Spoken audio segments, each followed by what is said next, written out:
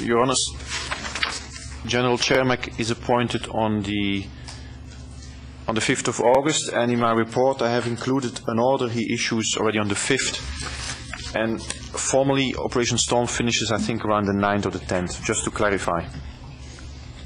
We're going to be looking at that order on the 5th of August. Have you analysed the date on that order and how it could have been issued on the date it says it is? Well, I have... You're an analyst. Indeed, and have you analysed it, yes or no?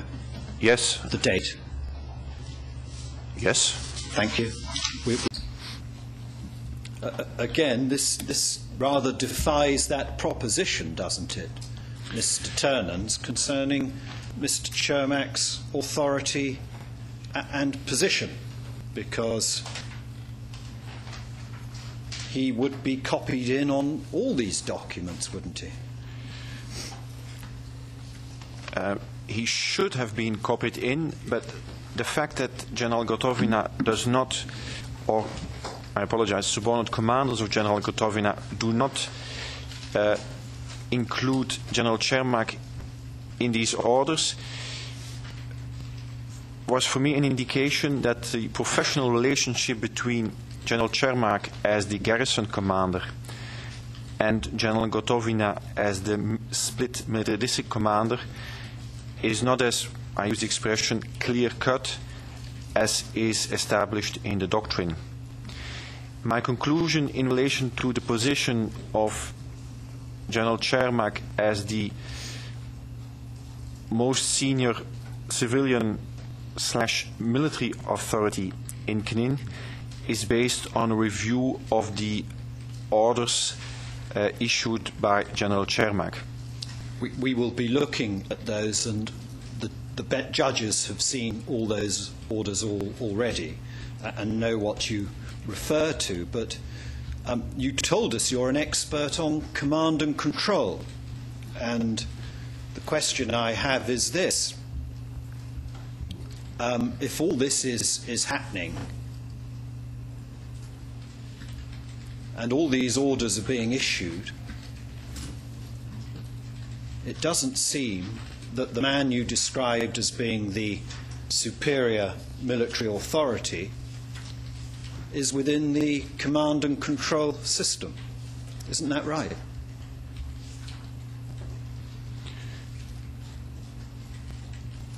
Yes, and that is why I have included this section on the nature of the professional relations between the commander of the split military district and the commander of the CNIN garrison, starting on page 258 of the second part of the report.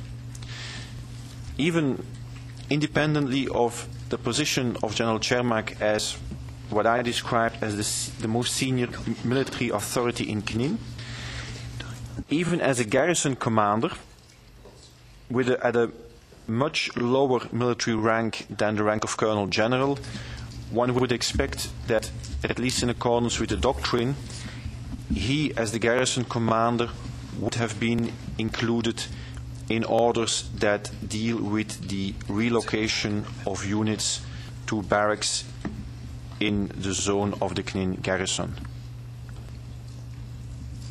In fact, in relation to all these units, you couldn't have effective command if you're outside the system, if the system is not working with you in it as a component commander, could you? That is correct, but I have not put in my report that General Cermak has command over these units.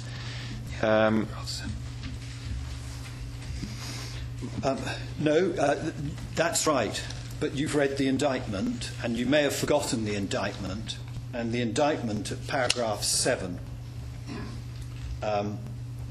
describes Ivan Cermak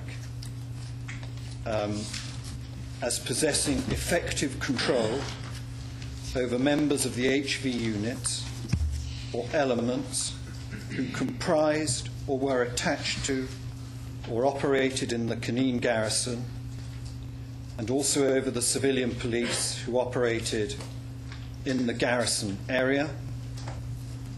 And then it describes the HV units without limitation, the 4th, 7th Brigades, 1st Croatian Guards Brigade, 113th, 142nd, 144th, 126th Home Guard, the 6th and 7th, 134th, a combined military police company, members of the Zadar, Canine, Kotar police administrations. I appreciate the civilian area is outside, in a way, at your position. But looking at all these military district documents, we've looked at a few here which go to a particular issue, but there, as you know, are thousands in relation to all those units. General Chermak is copied in on a handful of matters, isn't he?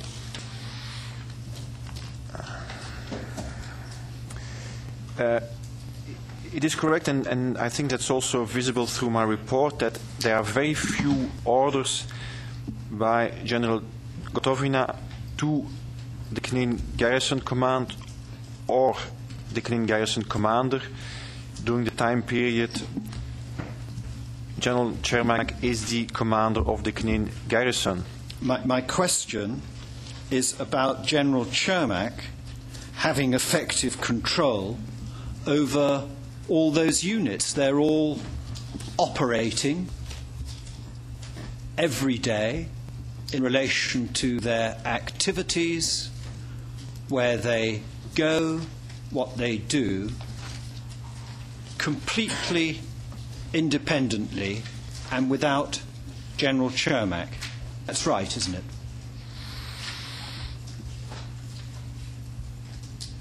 What I'm putting to you is that paragraph 7 on this indictment doesn't fit with your expert's report.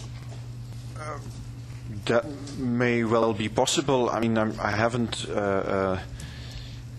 I read the indictment once, as I mentioned, at the very start of the report project, in order to determine time frame, locations, and other relevant aspects. Otherwise, I have not been influenced or was bound anyway by what is in the indictment. My findings or my conclusions in relation to the role of General Gotovina as the Canine Garrison Commander are included in my report, and more specifically in paragraphs 49 to, I believe, 51 of the executive summary. I hesitate to say you demoted General Gotovina to the garrison commander, but I apologize. It won't be controversial. No, it should read Chermak. Yes. I'm sorry. But what I'm putting to you is right on that passage of the indictment that I read out in relation to paragraph 7, which asserts that Ivan Chermak possessed, in various structures of power and responsibility, and possessed effective control over all those units. They're all the split military district units that we are familiar with, is in fact not borne out by your expert's report, and indeed all the documents that you have seen.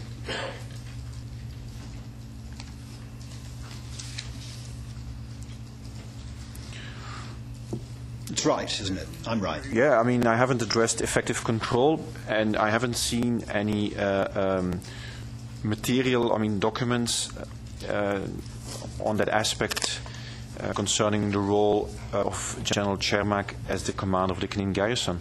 Thank you very very much. Your Honour, I've just had a note that Mr Misetic needs to address you urgently. And if I can just ask that document 65 ter 755 be admitted into evidence, please. Mr. Westby.